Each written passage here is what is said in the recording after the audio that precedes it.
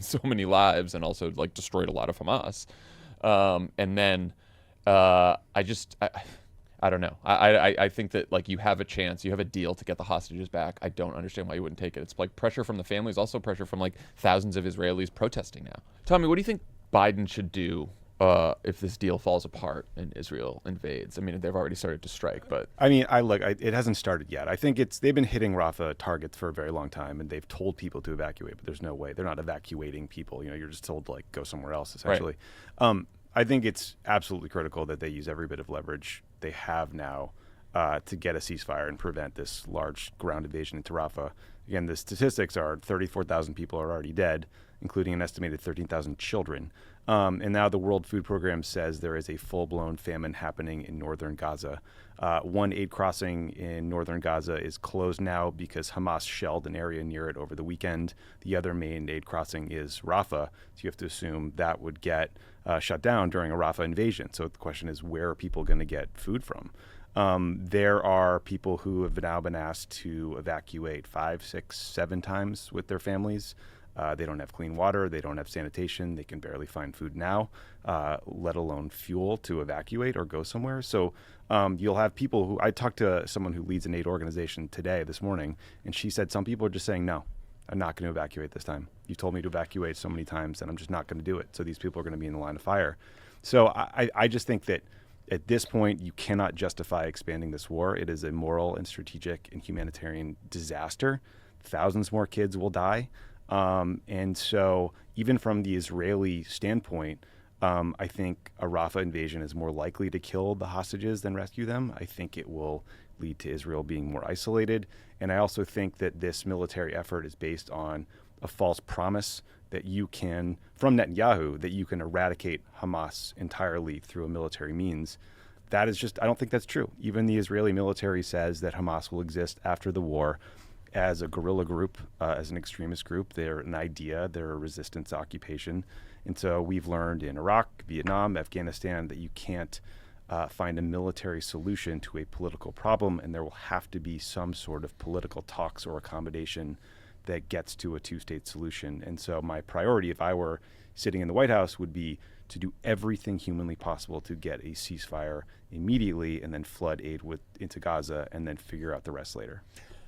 I also understand, like, the Israelis want to, root out Hamas's leadership and defend themselves from another October 7th style attack. But it does seem like you could do both of those things, or at least you have the chance to do both of those things, particularly defend yourself, without doing a full ground invasion of Rafah, right? Like, couldn't you just, like, have a ceasefire and then, there's targeted operations down the road and all that kind of stuff? Yes and no. I mean, listen, I think a couple of things. One, you just have to imagine, to put yourself in the Israeli mindset, I do think you have to try to imagine how we all felt 6 months after 9/11. Mm-hmm. And there's a piece of this where do you want to take out Al-Qaeda or you want to take out Hamas? But there's also just, I think, a desire for vengeance, and we should just be honest about that.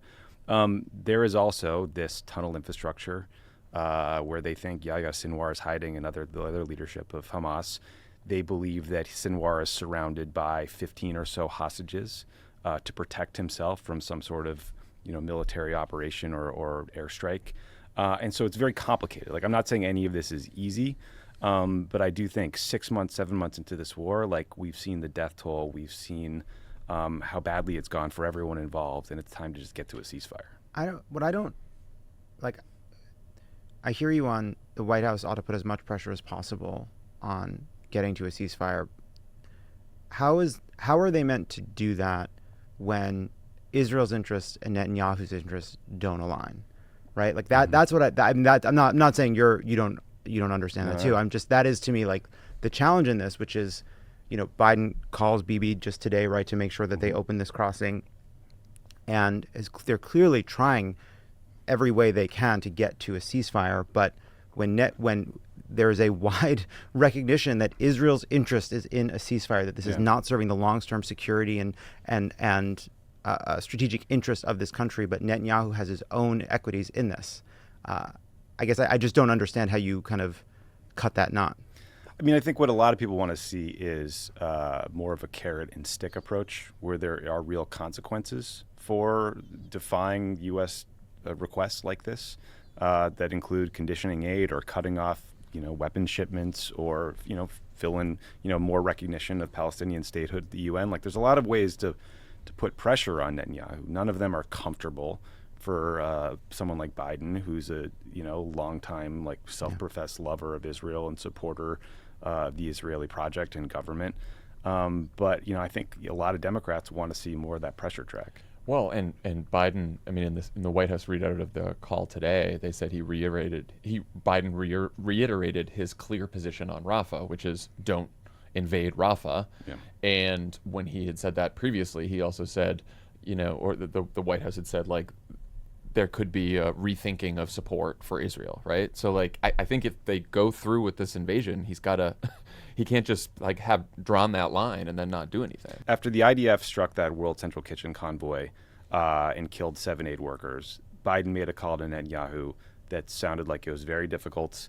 He demanded several things, and Netanyahu went out and said that they would accede to those demands. I think a lot of people saw that example and thought, okay, the pressure track has been effective where 6 months of requests have not. So let's emphasize that more. And I think that is the right path, clearly. Totally. Today's presenting sponsor is Simply Safe Home Security. Did you catch the Kentucky Derby? Here's an equestrian trivia question. That's sort of tongue twister. Mm-hmm. Trivia question. Can you guess the fastest a horse ever ran? The fastest a horse ever ran, not the fastest horse. It would be both. Seabiscuit. No, but they're asking for a speed. I'm saying the fastest horse that ever ran is probably the horse that ran the fastest. Well, yeah. I'm just saying separately. I'm not disagreeing with you. I'm just noting the fact. No, that's important clarification. I don't know. The answer is 43.8 miles per hour. That's fast. Flying. Another time where speed means everything. Your security system's response time in an emergency. There's a journey. Got there pretty fast. And Simply Safe's cutting-edge security technology and professional monitoring gets help to your door fast. It's one reason they're named U.S. News and World Report's best home security system of 2024, and it's why they're the only system we trust. I love Simply Safe. I set up a Simply Safe system, incredibly easy to set up and to use. Highly recommend it. The system blankets your whole home in protection. It has sensors to detect break-ins, fires, floods, and more, plus a variety of indoor and outdoor cameras to keep watch over your property day and night. It's backed by 24/7 professional monitoring for less than $1 per day. Simply Safe professional monitoring agents can even help stop crime in real time by speaking to intruders through the wireless indoor camera, warning them that they're being recorded and the police are on the way. With no contract and a 60-day money-back guarantee, you can try Simply Safe risk-free. Don't absolutely love it? Send the system back for a full refund. Simply Safe has given me and many of my listeners peace of mind. We want you to have it too. Right now, get 20% off any new Simply Safe system with Fast Protect monitoring at simplysafe.com/crooked. That's simplysafe.com/crooked. There's no safe like Simply Safe. Pod Save America is brought to you by Policy Genius. Look, if you know anything about me, love it. It's that I'm going to die. Yeah, that's one thing we know for sure. Shopping for life insurance. That's why we love Policy Genius here at Pod Save America. Policy Genius is the country's leading online insurance marketplace. It saves you time and money so you can provide your family with a financial safety net starting today. With Policy Genius, you can find life insurance policies that start at just $292 per year for $1 million of coverage. Some options offer same-day approval and avoid unnecessary medical exams. Policy Genius helps you compare your options from top companies, and their team of licensed experts is on hand to help talk you through it. Your work life insurance policy may not offer enough protection for your family's needs.